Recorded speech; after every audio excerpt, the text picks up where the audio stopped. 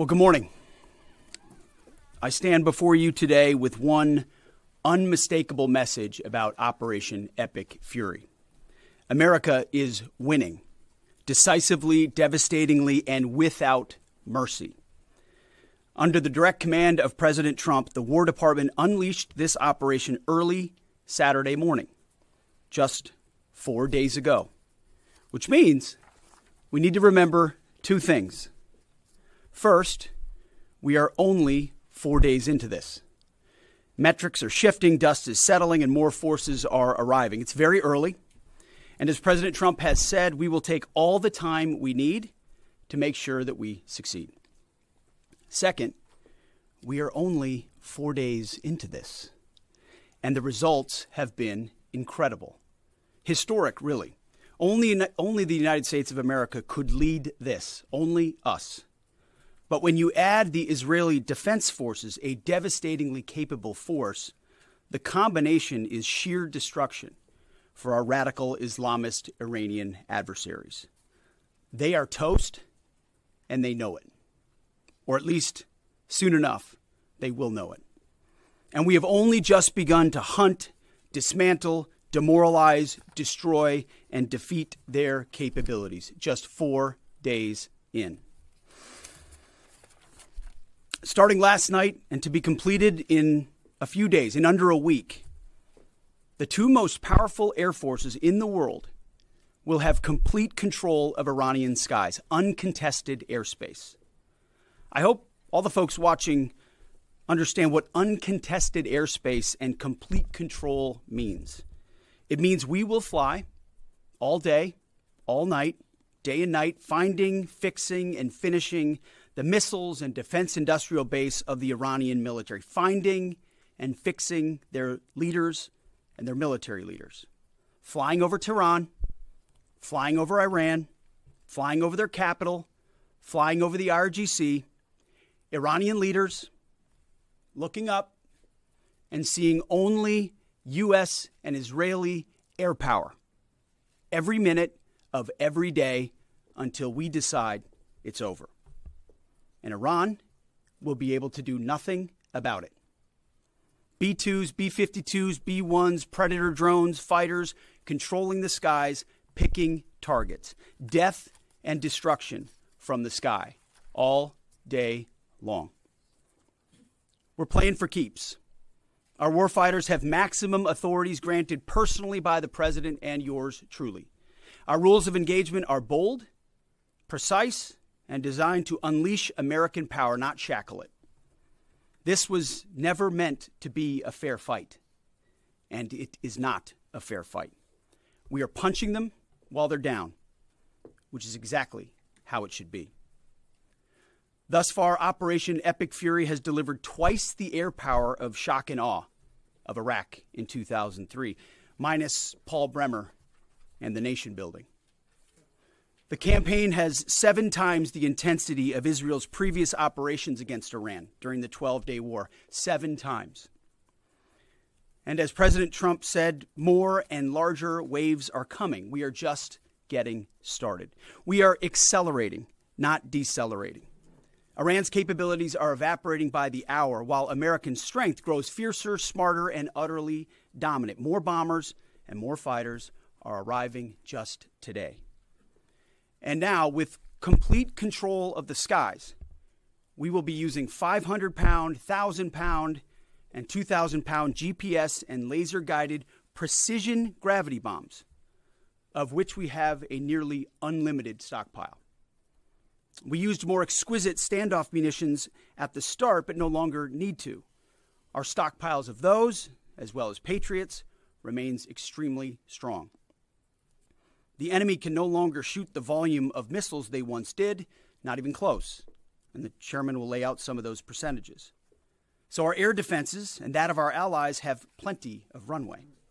We can sustain this fight easily for as long as we need to. And as I said yesterday, we set the terms.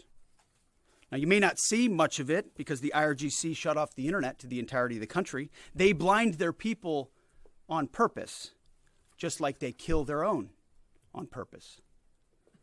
Much was made of the volume of missiles Iran was able to shoot in the first few days. And sadly, as we projected, a few got through and killed 6 of our best, who will hopefully arrive home soon. We will avenge them, no doubt. But I liken Iran's predicament to a football team who scripted the first 20 plays of a game. The team knew what plays to run because their first few drives were scripted. But now that the game has started and the blitz is on, they don't know what plays to call, let alone how to get in the huddle and call those plays. Iran's senior leaders are dead. The so-called governing council that might have selected a successor, dead, missing, or cowering in bunkers, too terrified to even occupy the same room. Senior generals, mid-level officers, enlisted ranks, they can't talk or communicate, let alone mount a coordinated and sustained offensive. That's not great for morale. The Iranian Air Force is no more, built for 1996, destroyed in 2026. The Iranian Navy rests at the bottom of the Persian Gulf. Combat ineffective, decimated, destroyed, defeated, pick your adjective. In fact, last night, we sunk their prize ship, the Soleimani. Looks like POTUS got him twice. Their Navy, not a factor. Pick your adjective, it is no more.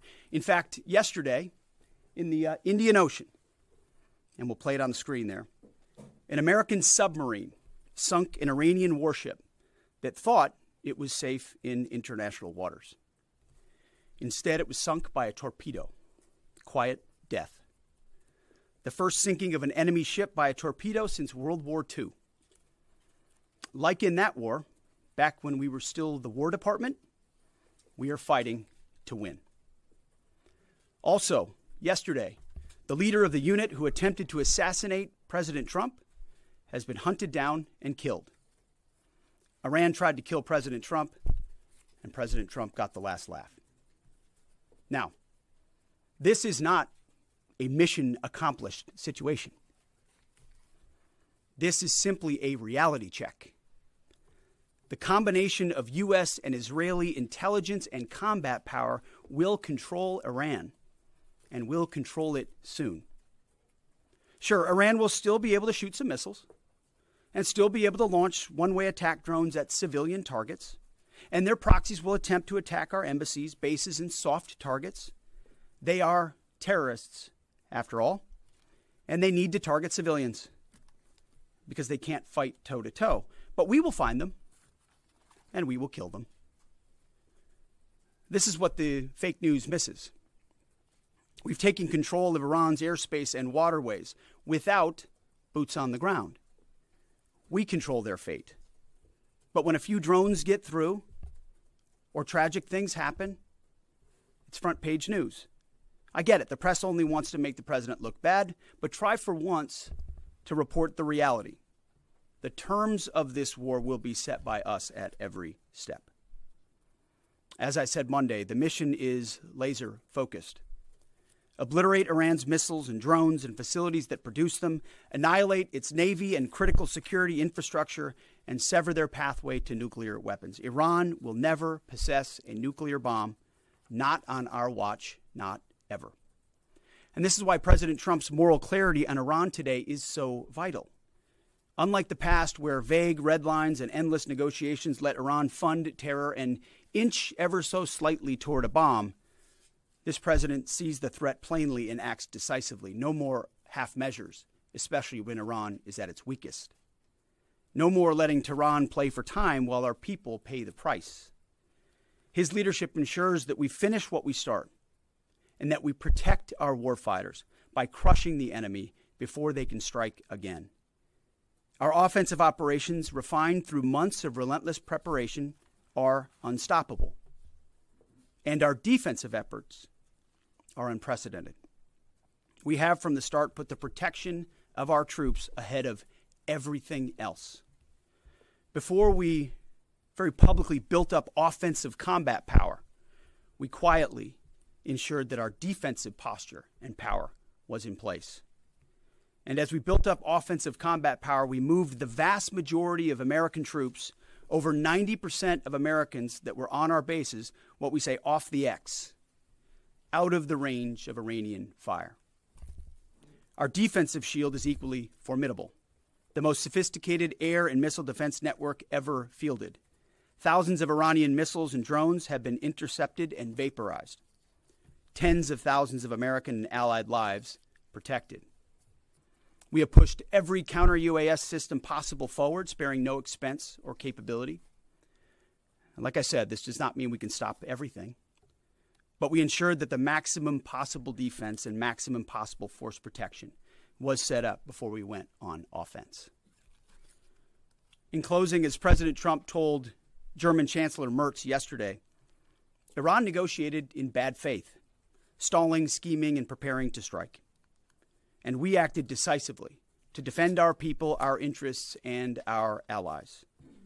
President Trump took bold action, putting America first, the kind of bold action that the American people elected him to execute. To our steadfast partner, Israel, your mission is being executed with unmatched skill and iron determination. Fighting shoulder to shoulder with such a capable ally is a true force multiplier and a breath of fresh air. We salute your courage and your contribution. 4 days in, we have only just begun to fight. America fights to win, and in Operation Epic Fury, we are. May God's providence cover and protect our troops always. And with that, I turn it over to the chairman. Thank you, Mr. Secretary, and good morning, everyone. Thank you for being here. I'm here today to provide the American people and those of you in this room an update on Operation Epic Fury. First, it's with profound sadness and gratitude that I share the names of 4 of our 6 fallen heroes, all from the 103rd Sustainment Command, U.S. Army Reserves out of Des Moines, Iowa.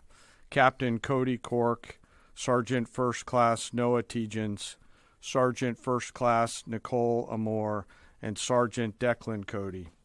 To the families of our fallen, we grieve with you today, and we look forward to welcoming your family members home at Dover in the coming days.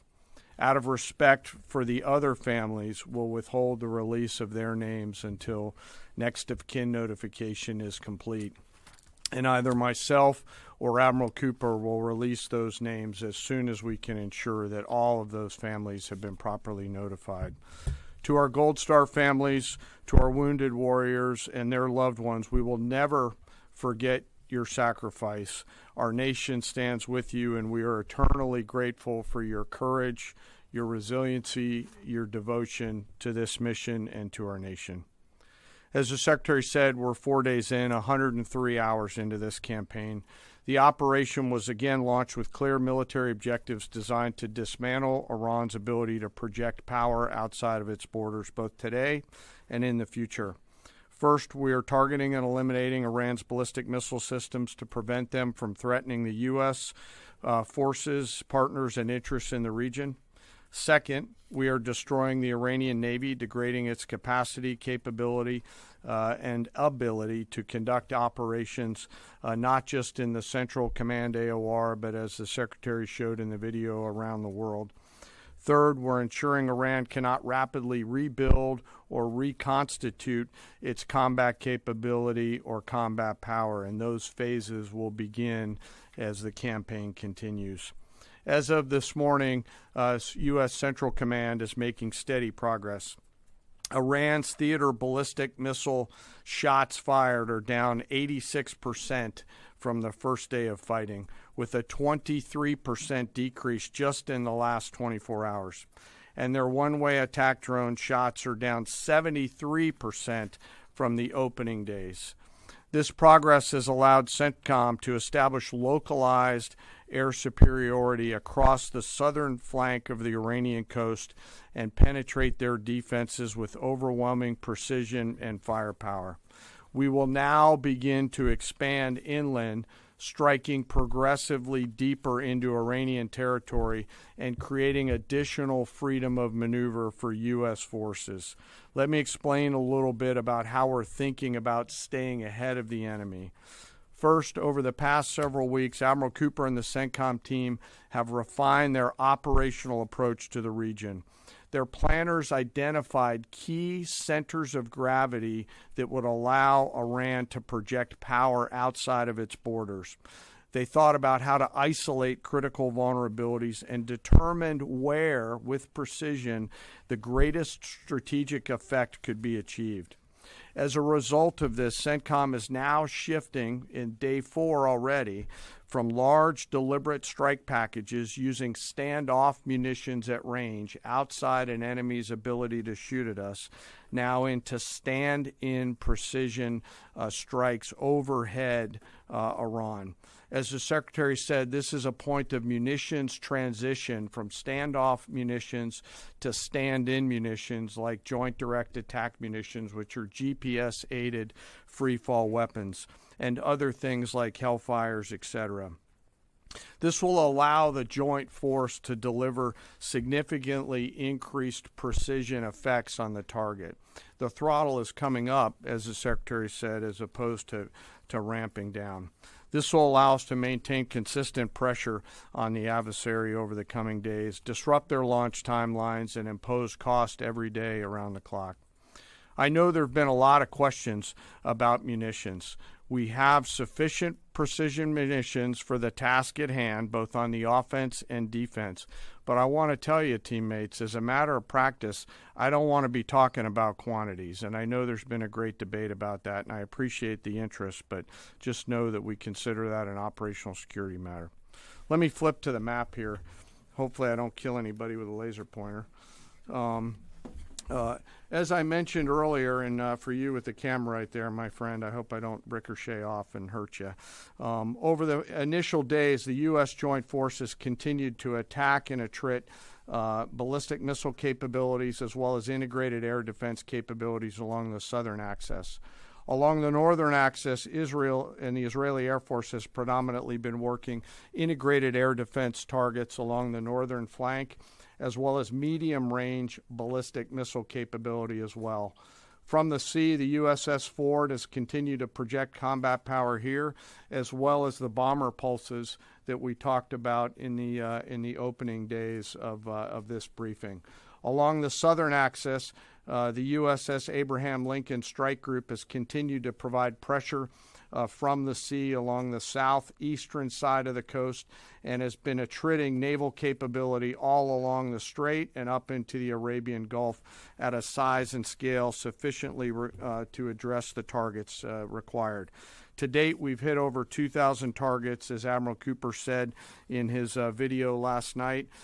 We've destroyed more than 20 Iranian naval vessels, including, in addition to the frigate outside of the area, one submarine, and effectively neutralized at this point in time Iran's major naval presence in theater out there.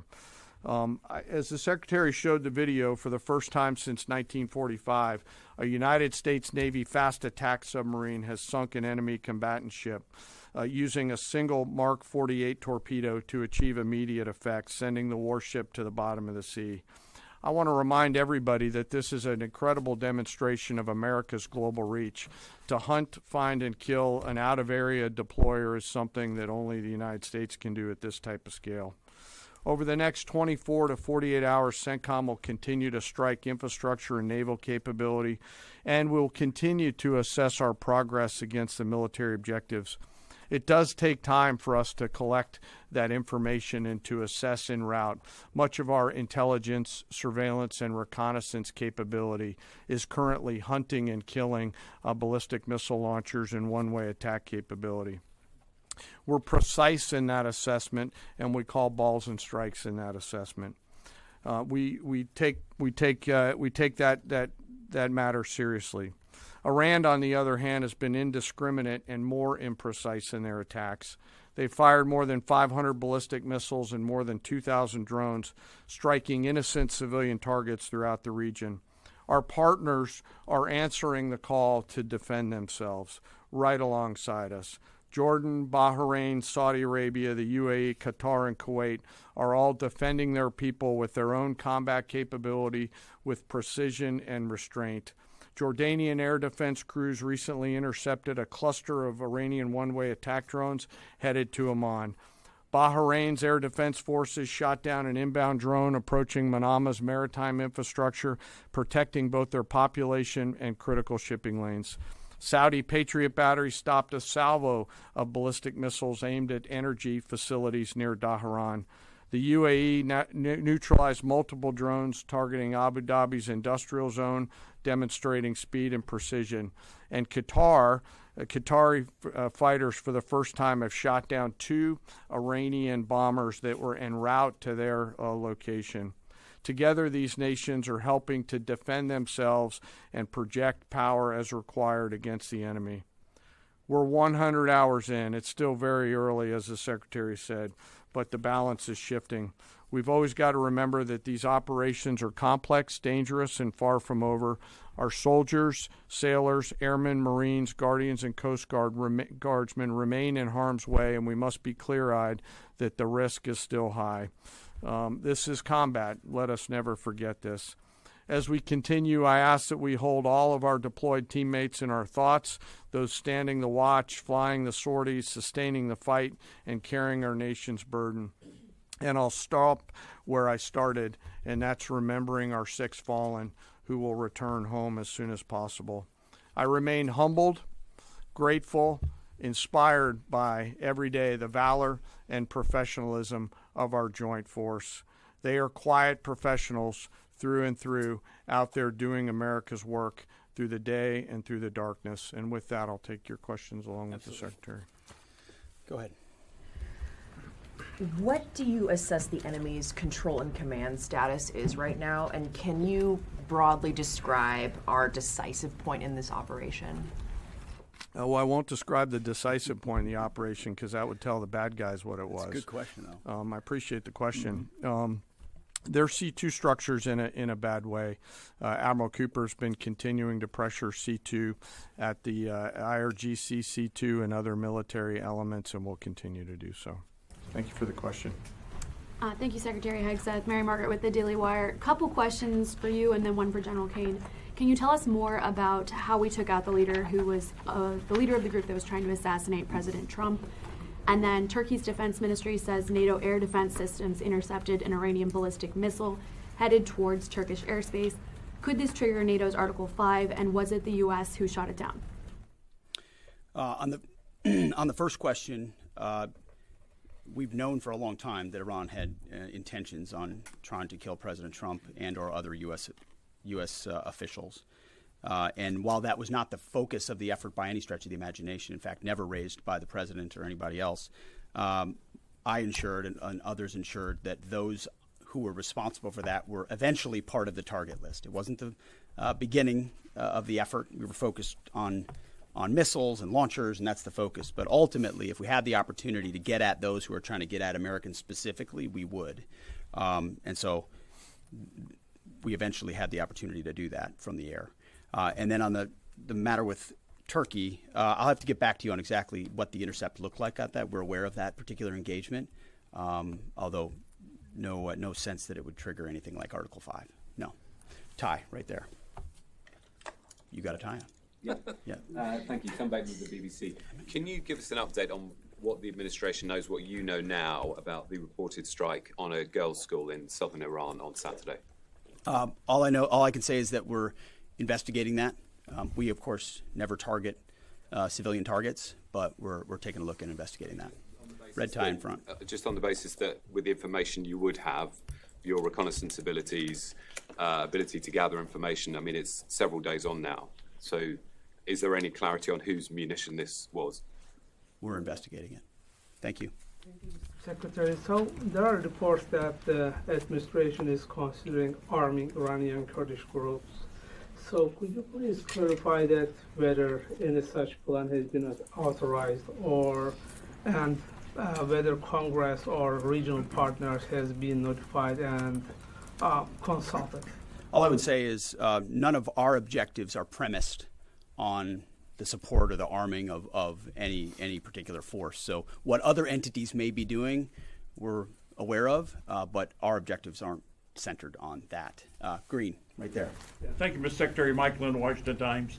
Can you talk a little bit about the deconfliction process that's going on? You have two parallel operations, Epic Fury and Roaring Lion. How are you making sure they're not interfering with each other? Sure, I'm happy to take that. Thank you for the question. We have liaison officers on both sides. There are U.S. CENTCOM teammates out in Israel, and there are Israeli Defense Force teammates at the relevant command and control nodes within the U.S. CENTCOM enterprise. Routinely, Admiral Cooper is talking to the IDF Chief of Defense, and I will occasionally speak to him through the arc of this. I've spoken to him a few times already. That allows us to coordinate, integrate, and synchronize activities while maintaining separate efforts. And when I said a breath of fresh air, I really meant it.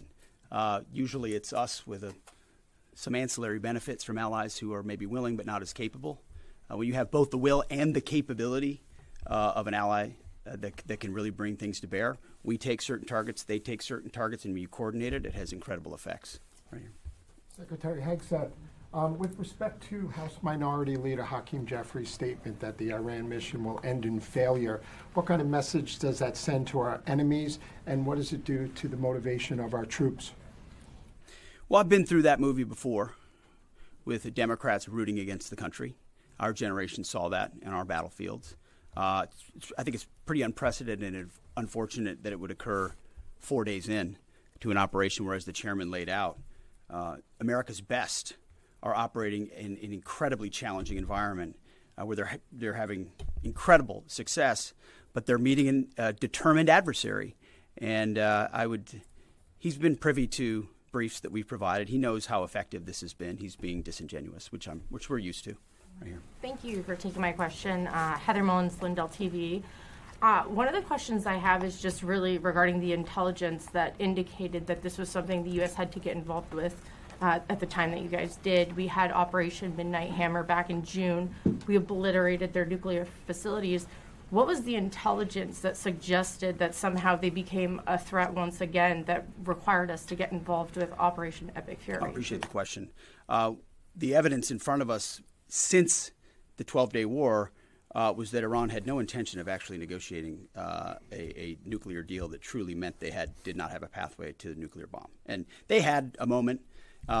Jared Kushner and Steve Witkoff, two of the best negotiators in the world, poured into that negotiation, giving them every single possible opportunity to release that ambition, and they didn't. And the intelligence that we saw they didn't intend to do it in good faith, that they had the intentions eventually to get to a place where they could have a conventional shield to block their nuclear capabilities, as I talked about yesterday. So I would separate the what from the when a little bit.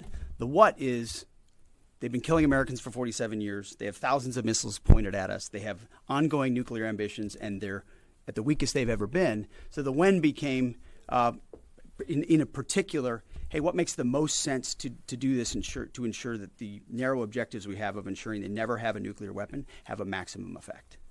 Yes, right here. Thank you, Secretary Hegseth. I had two questions. First, what is your message to Iran's allies, namely Russia and China, who have called for an immediate end to hostilities? I don't have a message for them, and they're not really a factor here. And our issue is not with them. It's with the nuclear ambitions of Iran. Absolutely. And are any so-called fully autonomous weapons or other AI tools being used in Operation Epic Fury?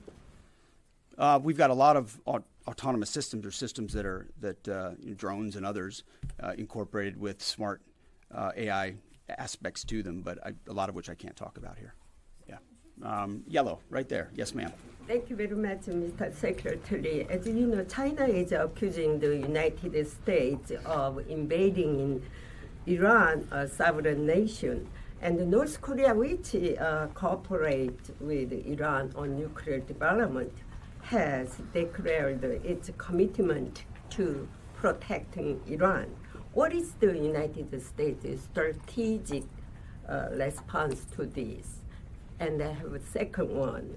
How many allies join with the United States to fighting against Iran? Do you have any numbers? Well, I think what you're seeing right now is a response in the region to the belligerence of Iran and the willingness of them to target civilian airports, civilian hotels, civilian locations, civilian oil infrastructure of their Gulf neighbors who would have preferred not to be in conflict, didn't want to, but now realize that this is something that has to be dealt with. So whether it's UAE or Qatar or Bahrain or Kuwait or Saudi, on different levels, they're reaching out to us, whether they're going on offense, which they are, whether they're giving us additional access, basing, and overflight.